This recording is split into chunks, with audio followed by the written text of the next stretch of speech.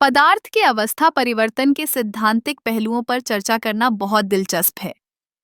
जब हम ठोस, तरल और गैस की बात करते हैं तो हमें यह समझना जरूरी है कि ये अवस्थाएं कैसे बदलती हैं।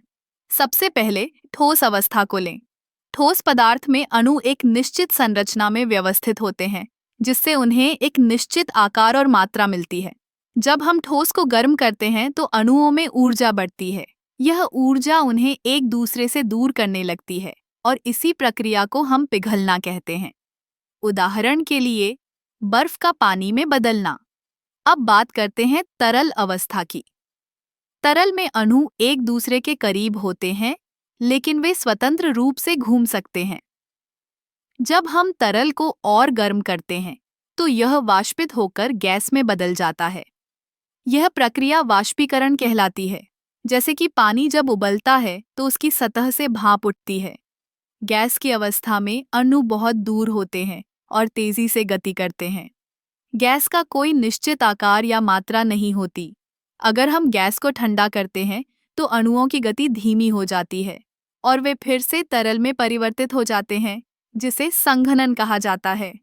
अब अगर हम इन अवस्थाओं के बीच के बदलावों को देखें तो हमें पता चलता है कि यह सब तापमान और दबाव पर निर्भर करता है।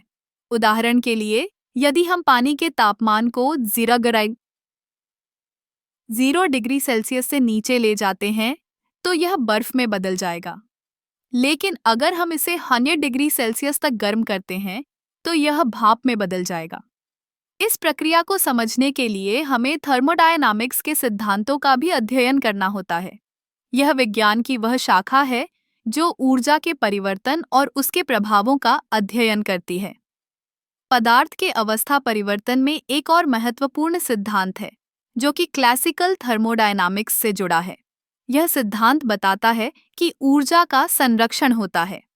जब एक अवस्था से दूसरी अवस्था में परिवर्तन होता है, तो ऊर्जा का एक रूप दूसरे रूप में बदलता है, लेकिन कुल ऊर्जा हमेशा समान रहती है।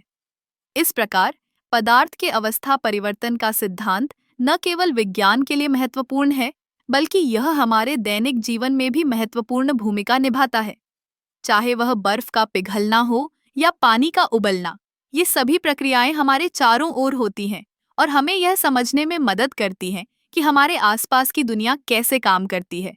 इसलिए जब आप अगली बार बर्फ के टुकड़े को पानी में बदलते हुए देखें, तो याद रखें कि यह सिर्फ एक साधारण प्रक्रिया नहीं है, बल्कि एक गहरा वैज्ञानिक सिद्धांत है जो हमारे जीवन को प्रभावित करता है।